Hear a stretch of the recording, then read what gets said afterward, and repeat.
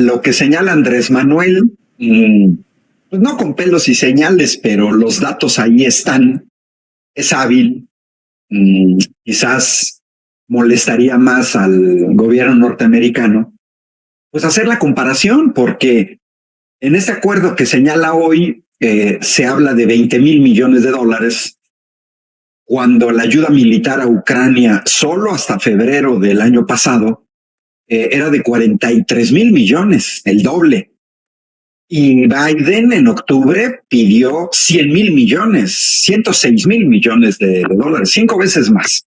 que también muestra las prioridades del gobierno norteamericano. Y ahorita lo que señalabas de Denise Dresser, acuérdate que también criticaban a Andrés Manuel que porque no habla inglés, como si eso garantizara tener una visión global. Y efectivamente debemos estar orgullosos que nuestro actual presidente es un referente para toda América Latina. ¿No? Te aseguro que hasta Javier Milei está atento de lo que se dice en las mañaneras. Si no es Javier Milei, su entorno, el entorno de Javier Milei. Pero también más sorprendente, yo he escuchado a líderes europeos, he escuchado a diputados españoles referirse a Andrés Manuel López Obrador en sesiones oficiales del Parlamento español, haciendo referencia a cosas que dijo el presidente, a política pública del presidente. Y yo recuerdo mucho porque me tocó en vivo estar en una conferencia y me tocó compartir micrófonos con Jean-Luc Mélenchon, que fue candidato a la presidencia de Francia. Casi se quedó tantito así de pasar a la segunda vuelta para competir contra el actual presidente de Francia, Emmanuel Macron. Y bueno, Jean-Luc Mélenchon dijo, hubo un tiempo en que los latinoamericanos, sus referentes eran europeos. Gramsci, Trotsky, Lenin, etcétera. Y dice, ahora yo estoy en México y vine a México porque quiero saber cómo le hicieron para ganar las elecciones con 30 millones de votos y comenzar un cambio, una transformación. Esto fue por ahí del 2019, recién llegado Andrés Manuel a la presidencia, y dijo, y sin romper un solo vidrio, parafraseando a Andrés Manuel, llegar ahí y dice, hoy nos toca aprender, ¿no? Y también me ha tocado compartir espacios con Juan Carlos Monedero, que tiene una visión semejante. Es decir, no solamente Andrés Manuel es un referente en América Latina, se habla de él en Canadá, se habla de él en Estados Unidos, les pese a la oposición, pero ya podemos decir es en toda América, pero también en Europa. Sí, no creo, no he visto, no sé si tú sepas si también en África o en Asia, pero en Medio Oriente sí, porque pues la posición que ha fijado muy coherente en esta agresión de Israel a Gaza, o también el hecho de que los países de la OPEP, pues México llegó también a un acuerdo de bajar la producción de petróleo. Es decir, Andrés Manuel es un presidente conocido, mínimo en toda América, y seguido, y se ve lo que está haciendo, lo que dice en Europa, en Medio Oriente. Y en Asia, pues yo no excluyo, Jorge, que incluso los chinos, tanto por la relación comercial que tenemos, como porque en las votaciones en la ONU, desde que ha llegado Andrés Manuel, pues se ha exhibido que se rompió con esa incondicionalidad que tú lo acabas de señalar, esa anécdota feroz de servilismo de Vicente Fox, de come si te vas. Ese servilismo se quebró. Sin embargo, Jorge, te doy la palabra. Yo observo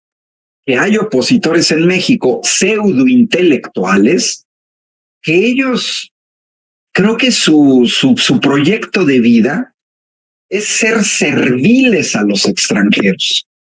¿Cómo la ves con esta oposición y la postura de Andrés Manuel? Ya un poco, no nada más el tema migratorio, porque el tema migratorio es uno de los aspectos de nivel internacional, pero hay más. Su posición en la guerra en Ucrania,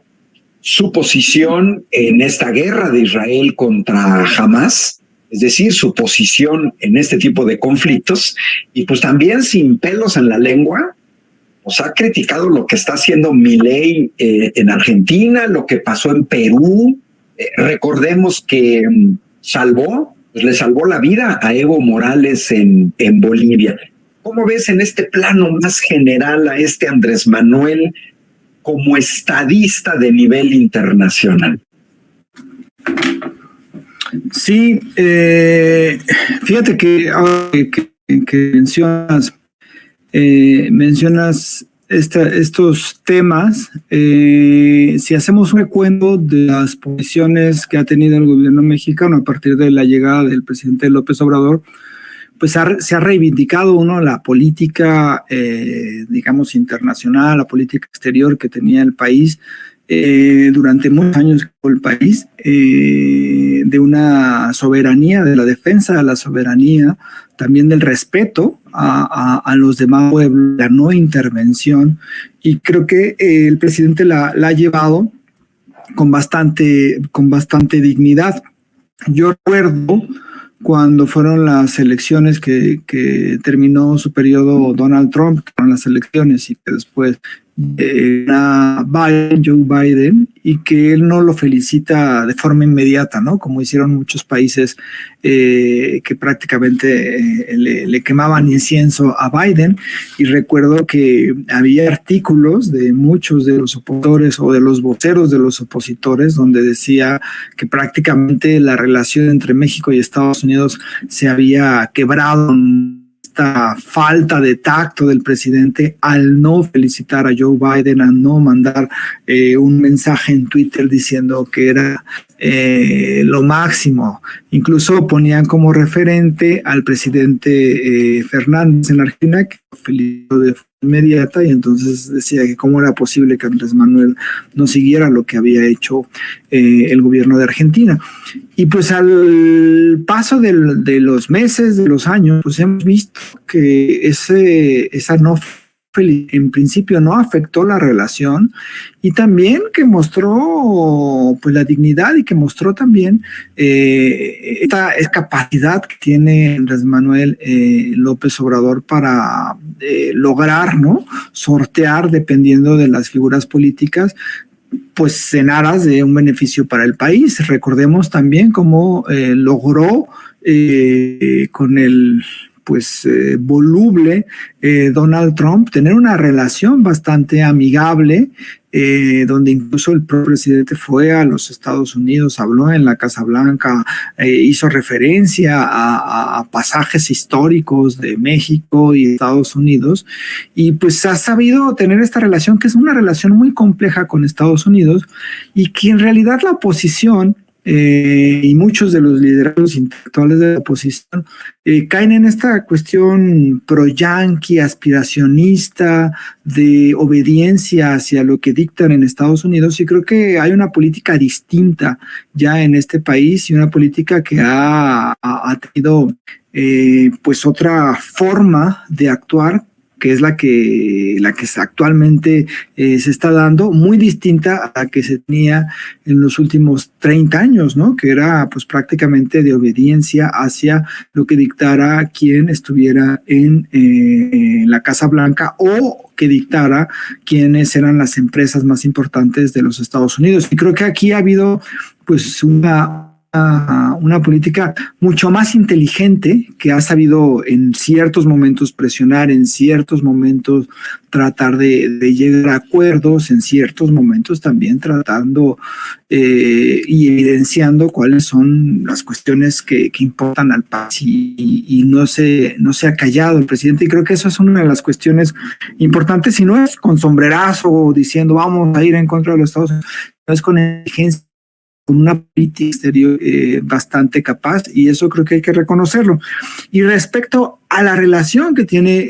el presidente López Obrador y México con los países de América Latina, también ha habido cambios radicales en ese sentido. Y creo que el caso de Javier Milei es muy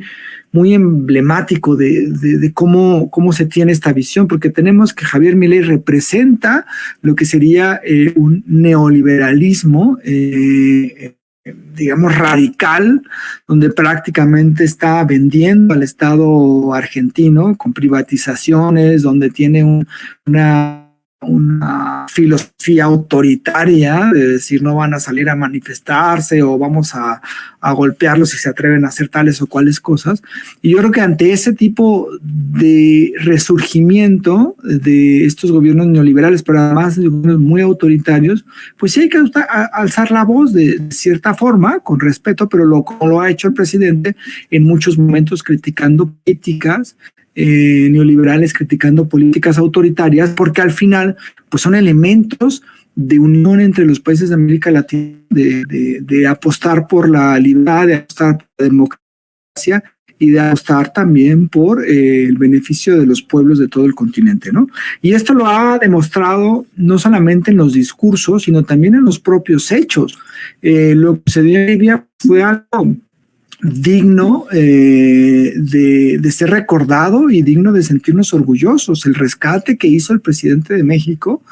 de Evo Morales, pues fue algo épico, de mandar un avión, todo que incluso él cuenta en su más reciente libro, no el que va a salir, sino uno anterior, de cómo fue que hizo este rescate de Evo Morales y también cómo recibió a los familiares del presidente depuesto en Perú y cómo ha tenido un distanciamiento de la actual administración golpista en ese país, también como hizo un respaldo hacia el gobierno de Colombia en este proceso democrático que se dio. Entonces creo que ha seguido una cuestión de respeto hacia los gobiernos de América Latina, pero también de solidaridad con los pueblos y con los procesos democráticos que ha habido en el continente y que además pues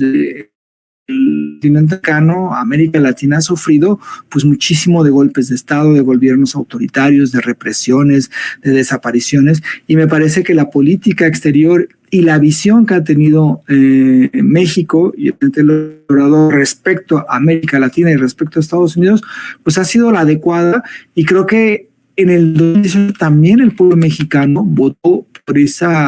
por tratar de dignificar a nuestro país respecto a las naciones que nos rodean, a las naciones del continente, de la política exterior, porque hay que recordar, y eso es importante, que durante muchísimos años la política exterior mexicana pues dio pena por la forma en cómo actuaba a partir de lo que Estados Unidos indicaba. Ok.